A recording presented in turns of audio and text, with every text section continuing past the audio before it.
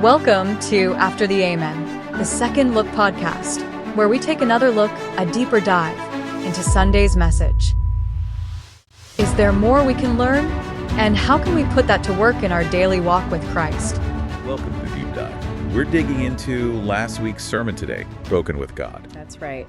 And, it started with this really relatable idea, didn't it? Like a friendship that just fizzles out. Yeah, not a big explosion, no major argument. Exactly. Just distance, silence, fewer calls, maybe you see each other less, and then suddenly you realize, wow, we're kind of strangers now. And that quiet fade, that sort of gradual pulling away, that's often exactly what spiritual poverty feels like deep down. It's this disconnection from God. It's subtle sometimes, but it affects everything. And really, this is the root issue. Any other kind of brokenness, emotional, relational, even material poverty, it often stems from this primary disconnection. That's a big claim. It is, but think about restoration. It's not just patching things up. It's about bringing something back to its original, vibrant state. Its intended design, full transformation. Okay, so how do we, spot this quiet distance? The sermon brought up Jeremiah chapter 17. Right, verses 7 and 8. Powerful image there. It really is. Yeah. It talks about the person who trusts in the Lord being like a tree planted by water. Deep roots. Always green, bearing fruit, even when things get tough, like in a drought. Yeah, and then you flip just a couple verses earlier, verses 5 and 6. Total contrast. The complete opposite. The one trusting in human strength. Described as like a shrub in the desert, parched, alone. And there's that fascinating wordplay the sermon mentioned, the Hebrew word for that specific desert shrub, the arar tree. It sounds just like the word for cursed, right? Exactly. Arar and arar. It's like the language itself is underlining the point. Disconnection leads to visible barrenness. It's not just bad luck. It's a spiritual state with real-world visibility. Wow. And, this isn't just Old Testament imagery. It connects directly to what Jesus taught. Remember Matthew 7, you will know them by their fruits. Okay. The fruit is the evidence of the connection. Precisely. And if you look at Psalm 1, it's the same idea. A relationship with God involves engaging with his word, meditating on it.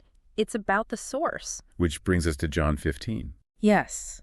Jesus makes it crystal clear. I am the vine, you are the branches. Abide in me, and I in you, and you will bear much fruit. For without me, you can do nothing. And that nothing, it isn't hyperbole, it's spiritual reality.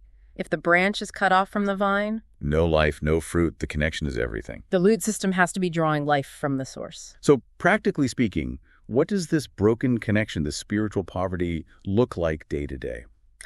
Well, it spills out everywhere, doesn't it?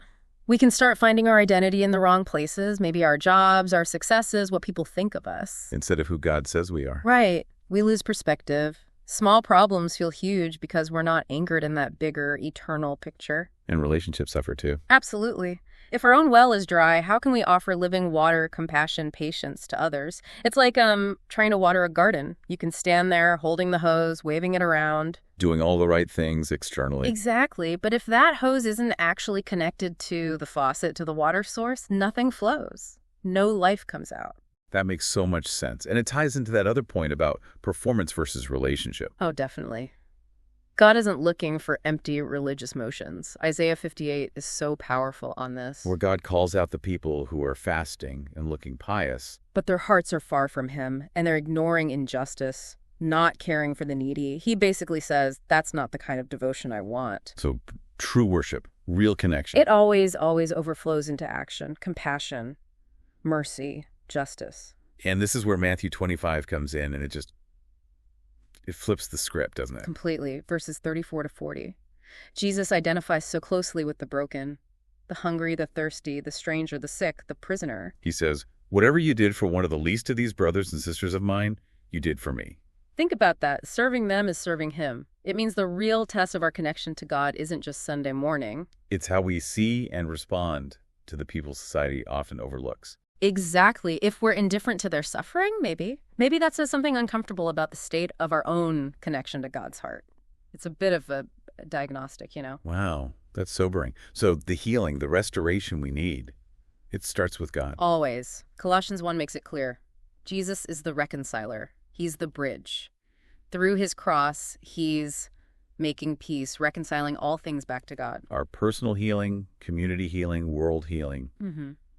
It begins by restoring that primary relationship with him. Which really brings us to a crucial question, doesn't it? For Yeah. you listening, what if that breakthrough you're praying for, maybe in your family or finding your purpose or just finding peace? Yeah. What if the first step isn't trying harder, doing more things? What if it starts simply by returning?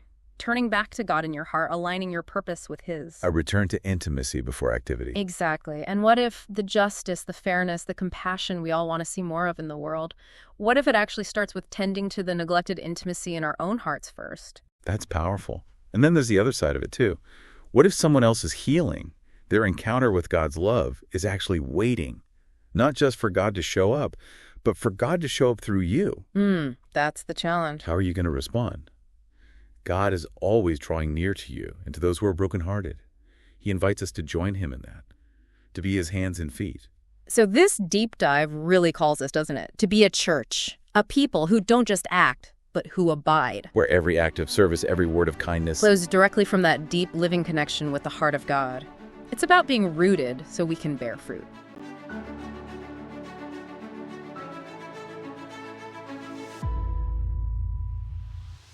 To listen to this podcast or to the actual sermon referenced, please find us on YouTube at New Hope Baptist Church WB. And be sure to hit that subscribe button. New Hope Baptist Church. Know, show, grow, and go.